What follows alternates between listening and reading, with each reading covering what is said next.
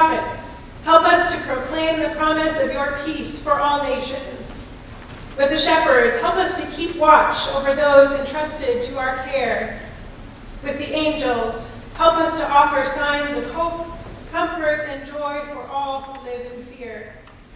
Hope of the world, help us bear witness to your light, so that all may believe and have life in you. In the name of Christ I pray. Amen.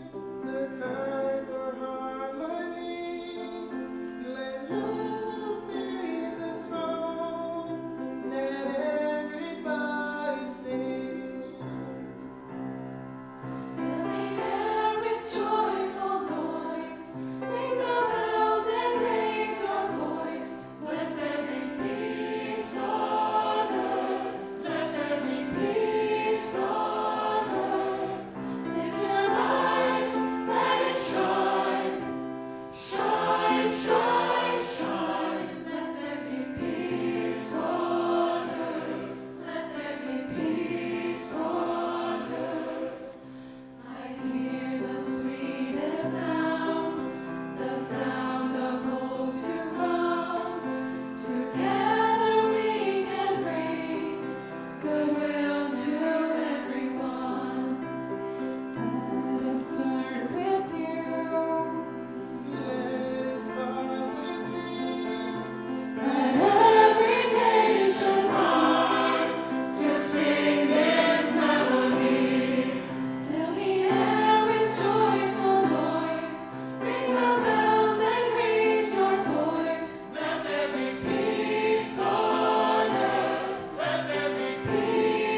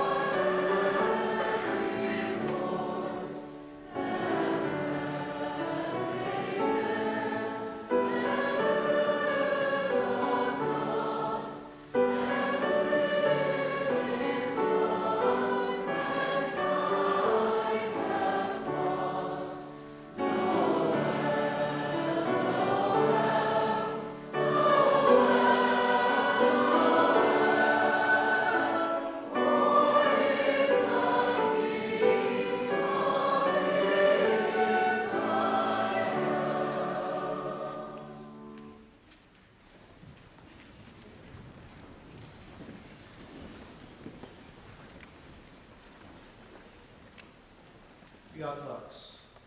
Be light made, and it is made. Genesis 1:3. But first, a literal dark.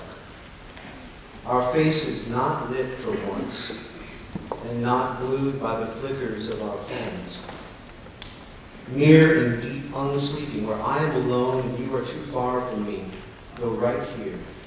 Hush, lux. Can you feel me exhale, then lie back? I cannot see you holding your breath, but I know. Feel the certain heft of winter dark drape down, fold around us. Attend each unreal and real loss that comes near, whispers its name, and blesses us, touches us, our oldest scar. Did we believe we had broken ourselves of the habit of tragedy and loss? Beauty requires of us darkness, deep lacquer layered in the grain of old wood bowls, paint over paint, shadow upon shadow. And over a city there has to be a sky furrowed with the endless strokes of ochre and gray. No angels need announce anything to those who dwell in shadow, in the shadow of, in the shadow. Oh, you who stumble down the unlighted path, stop. Lie down.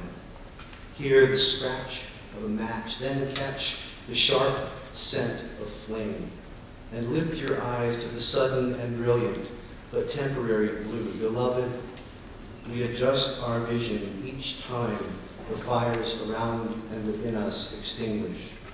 See, only once I have gotten used to a pitched night do skies rain constellations into my eyes. We did not need another brimstone prophet. Simpler than this, love better the body you are and those beside you. Tend this scoured earth that braces you each necessary night, this burning atmosphere that is trying with us to become again right, that turns and turns again to welcome the light's bright birth.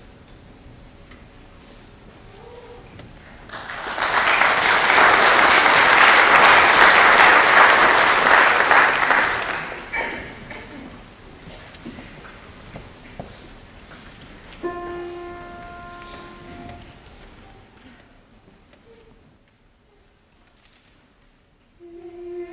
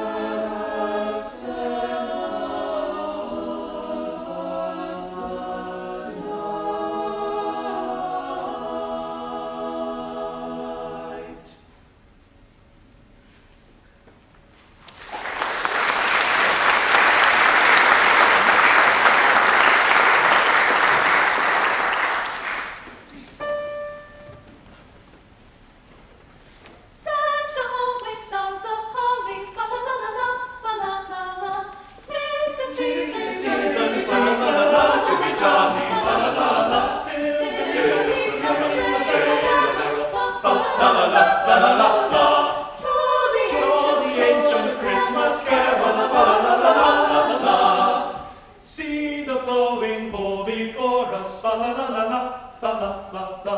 Strike a harp, and joy, come and chorus, fa la la la la, fa la la la.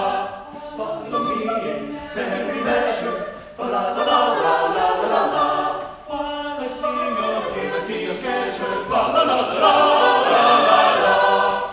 Fast away the old year passes, fa la la la la, fa la la la. And the new year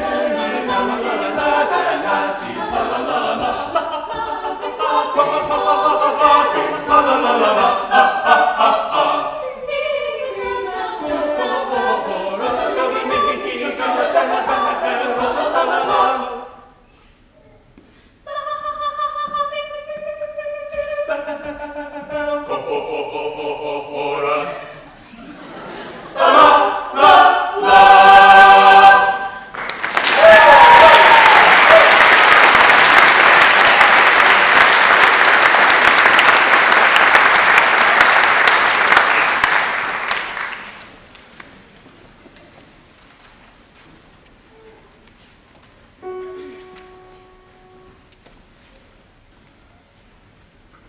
Holy baby, sleep serenely. Blessed Jesus, go to sleep. Mary was through calmly running. Close your eyes now, slumber deep. May your rest be soft and gentle, lovely child from heaven come down. In your mother's arms enfolded, close your eyes, go to sleep. In the stable all is quiet.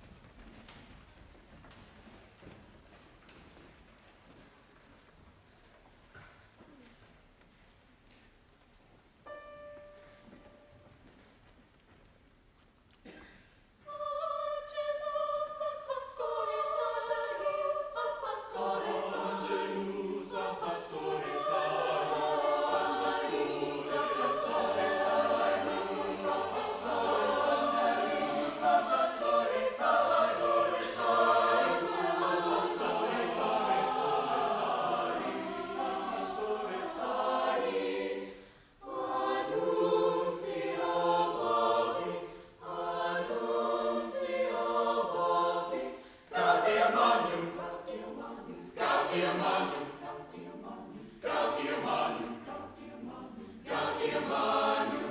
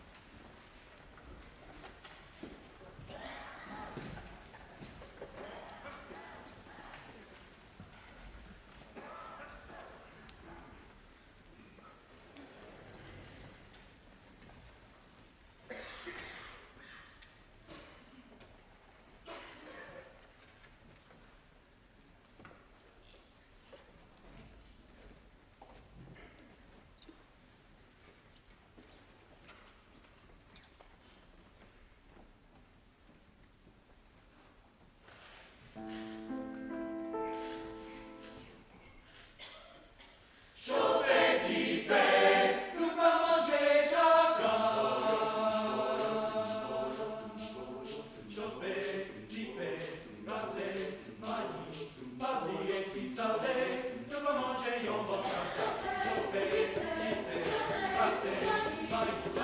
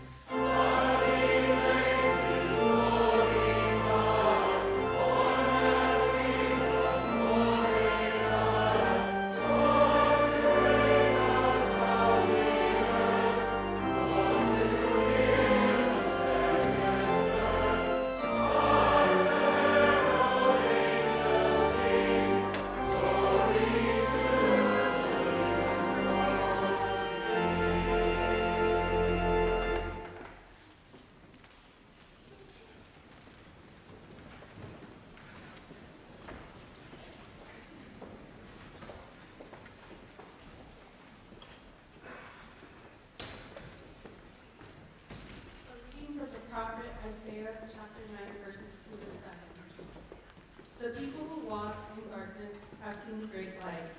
Those who live in the land of deep darkness, on them like Hashem. You have multiplied the nation, you have increased its joy. They rejoice before you as with joy at the harvest, as people exalt when dividing plunder. For the yoke of their burden and the bar across their shoulders, the rod of their oppressor, you have broken as one as on the day of Midian. For all the boots of the trampling warriors and all the garments rolled in blood shall be burned as fuel for the fire. For a child has been born for us, a son given to us, authority rests upon his shoulders, and he is named Wonderful Counselor, Mighty God, Everlasting Father, Prince of Peace. His authority shall grow continually, and there shall be endless peace for the throne of David and his kingdom. He will establish and uphold it with justice and with righteousness, from this time and onward and forever.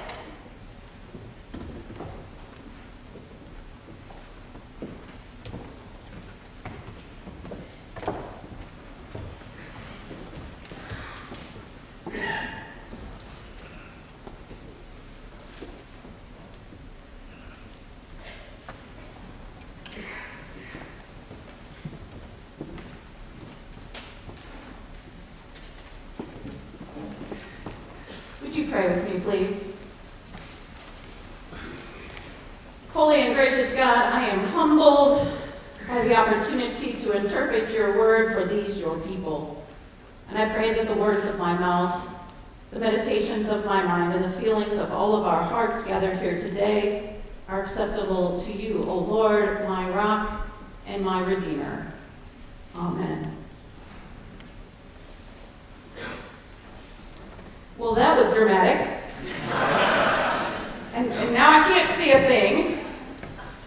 It's pretty dark out there. I mean, I know you're still there. I can hear you laughing. I hope you haven't left yet. But it's creepy. It's a little creepy because I can't see you. I can't see a thing. You know what's creepier, though? To be in this chapel alone at night without any light. I've had to come in here sometimes at night and crawl through the pitch black in heels, no less, to get to the light switch that just happens to be behind the stage here. Now, if I were smart, I wouldn't rush that walk through the darkness, because I'm clumsy and sure to trip over something or walk into a wall, but I want to get to that light switch as soon as possible. All my life, I've been conditioned to believe bad things happen in the dark. Edgar Allan Poe things. Every horror movie I have never seen is set in the dark. Every monster jumps out from under the bed after the lights have gone out. Yeah, it's scary here in the dark.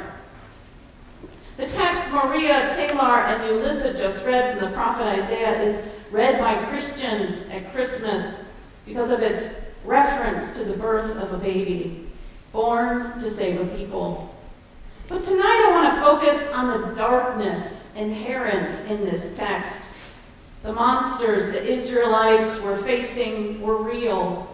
The yoke of foreign oppression, the boots and blood of war. It was not just a dark time, according to Isaiah, but deeply dark.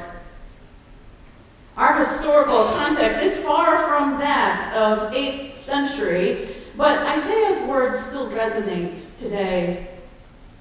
I mean, can you remember a darker Christmas than this? Maybe you can, but this season to me seems particularly bleak. Our nation entrenched in deep, unyielding differences, children separated from their parents at the border, tear gas and rubber bullets used against refugees, the Me Too movement revealing what we women already knew. Hateful, destructive rhetoric, endless mass shootings, wildfires raging, our environment degrading. Then, here in Monmouth, we've got Thanksgiving blizzards, dangerously stranding students on the road, friends and loved ones struggling with their mental health, suicide, dementia, cancer, marriages and families breaking under stress. Seriously, our list of dark things could go on and on. Dear God, I pray every day, save us from the darkness. I want to move through the pitch black as quickly as I can, even in heels, because it scares me. Maybe you're scared too.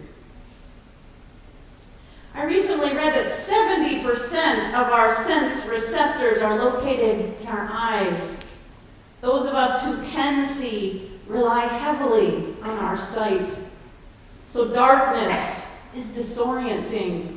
It frightens us because we don't know what to expect of the dark. We don't know where we're going when we are in its midst, what we will find or what will find us. Here in the darkness, though, the prophet Isaiah wants us to slow down. He wants us to give our eyes time to adjust.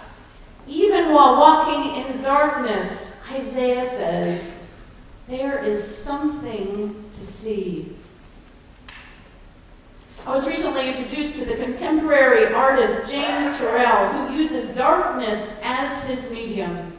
In an essay entitled In Praise of Darkness, Heather Lanier describes one of Turrell's exhibits at a museum in Massachusetts.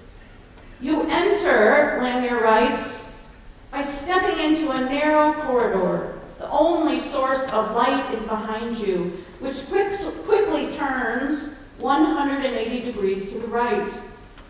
As you get farther along, the walls must be painted black because now the darkness is nearly complete. If you go with children, this is when they start to grasp your hand tighter. If you go alone, this is when you might seek out the handrail, flu season or not. You'll feel the handrail bend and you'll let it guide you through another 180-degree turn. The darkness at this point becomes thick, almost palpable. And if you're like me, you'll put your hand out in front of you because you're certain you're about to walk into a wall. You'll follow the handrail until you reach its end, at which point you have no sense that the space has just opened up into a room. Your hand will eventually find an armrest, which means you've arrived at the viewing chair. You sit and wait in the blackness. It can take as long as 15 minutes for the irises to open sufficiently to perceive this work. In a James Turrell exhibit, what helps you follow that handrail into the darkness and sit in that black room long enough for your eyes to adjust is the belief that there is something there, something good and beautiful. You just need to give yourself a little time. You just need to be patient enough and courageous enough to sit in the dark in order to see it. But that's not easy. Lanier described two college-age women who stumbled into the exhibit with her, linking elbows. Standing at the entryway, they whispered that they couldn't see a thing and refused to take another step. Then one of them drew something from her back pocket, and in an instant, the stark light of her cell phone lit up their faces. Isaiah wants us to know and believe that the darkness holds promise.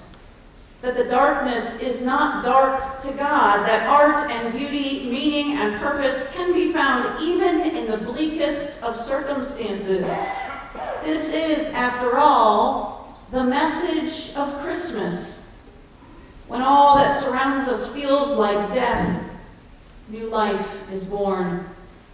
When hate is on the rise, love prevails. When darkness blinds, light illuminates.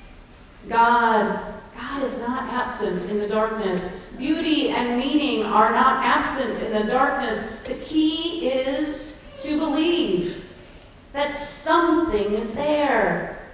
Something is here for us. Something good and beautiful. Then being patient enough and courageous enough to give our eyes time to adjust. Eventually, in the Turrell exhibit, the art emerges. Heather Lanier describes it as a faint, gray, amorphous source of light. It's so faint at first you might not be able to place its shape. Circle, oval, blob.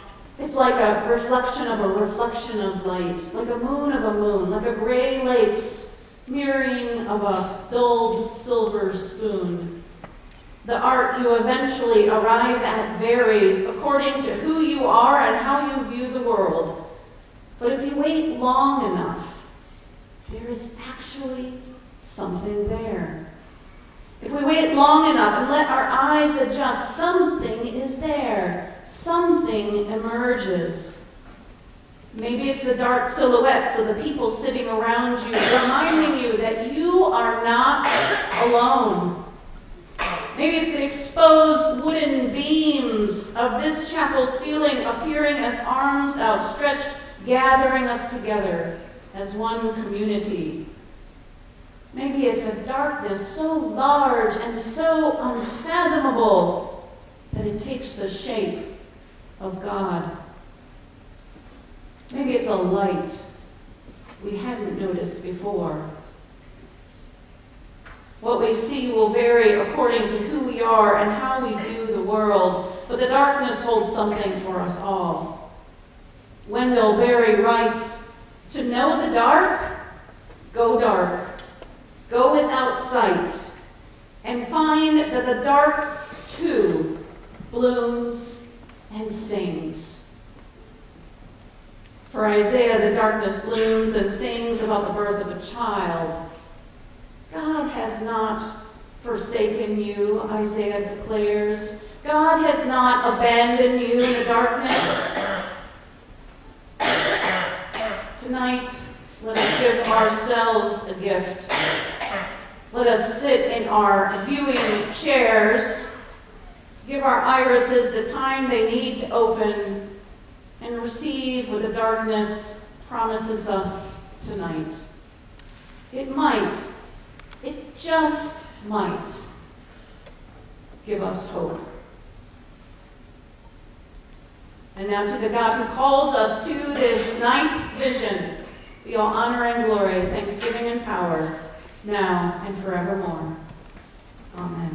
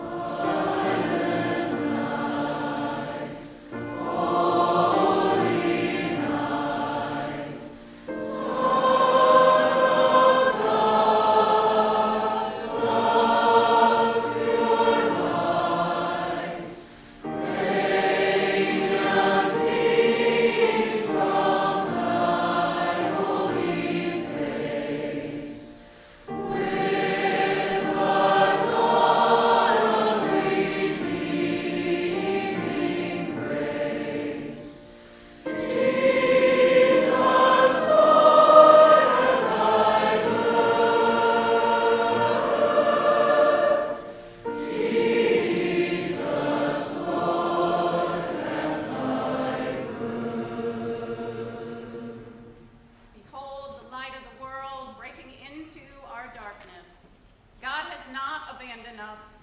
God has not forsaken us.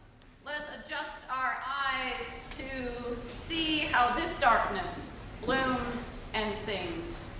And may the grace, hope, peace, and love of God the Creator, God the Redeemer, and God the Sustainer be with us all, now and forevermore. Amen.